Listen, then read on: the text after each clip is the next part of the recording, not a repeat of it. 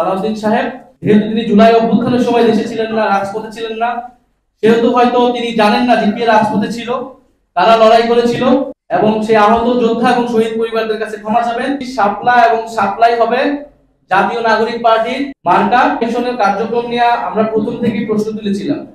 আমাদের নিবন্ধনের এই বিষয়গুলো হওয়ার আগে থেকে নির্বাচন কমিশনের প্রতি আমাদের যে ক্ষোভ, যে নির্বাচন কমিশন পক্ষপাতমূলক আচরণ করছে, নির্বাচন কমিশন সঠিক উপায়ে গঠিত হয়নি, এবং আমরা পুনর্গঠনের আলাপ জানিয়েছিলাম, এগুলো সবকিছুই কিন্তু হয়েছিল এই প্রতীক ইস্যুর আগেই।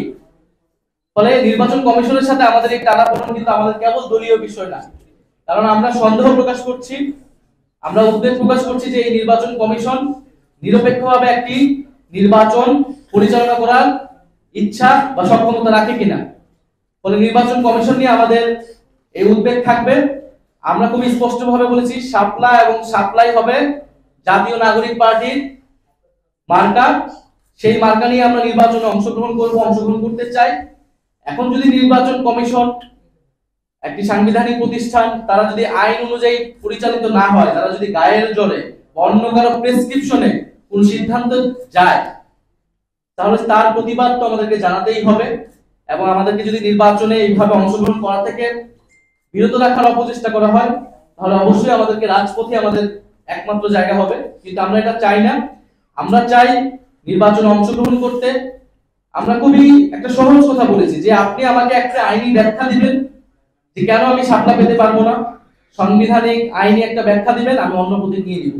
আর যদি আপনি ব্যাখ্যা দিতে না পারেন, তাহলে আপনাকে এই প্রতীকটা দিতে হবে। আপনি আমাকে কেন দিবেন না সেটা আপনাকে স্পষ্ট করতে হবে আমার কাছে এবং জাতির কাছে। কারণ আপনি একটি আইনি প্রতিষ্ঠান, সাংবিধানিক প্রতিষ্ঠান, আপনি আপনার ইচ্ছা অনুসারে, আপনার মনের খেয়াল খুশি হিসেবে বা অন্য কারো প্রেসক্রিপশনে কোনো সিদ্ধান্ত একটা নতুন রাজনৈতিক দলের উপর এইভাবে চাপিয়ে দিতে পারেন না। আরেকটি বিষয় আমি বলতে চাই, যেহেতু নির্বাচন খুবই দ্রুত এবং আমরাও নির্বাচনের প্রস্তুতি নিচ্ছি, খুব দ্রুত আমাদের প্রার্থী তালিকা চূড়ান্ত হবে। ফলে নির্বাচনে যে লেভেল প্লেইং ফিল্ডের কথা, একটি খুবই কমন জিনিস, সেই বিষয়ে আমরা দৃষ্টি রাখছি।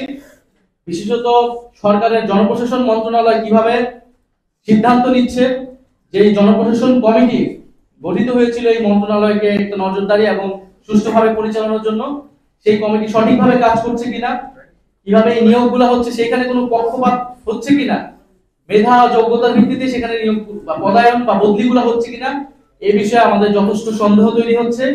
আমরা পরবর্তী দিনগুলোতে এই বিষয়ে আমাদের আরো স্পষ্ট বক্তব্য উপস্থাপন করব। আরেকটি বিষয় আপনাদের কাছে বলতে চাই, কিছুক্ষণ আগেই আমরা দেখেছি বিএনপির স্থায়ী কমিটির সদস্য সালাউদ্দিন সাহেব, উনি গতকালকের ঘটনায় জুলাই যোদ্ধা যারা গতকালকে আহত হয়েছে, তাদেরকে ফ্যাসিস্ট আওয়ামী লীগের অনুসারী হিসেবে তাদেরকে আখ্যা দিয়েছেন।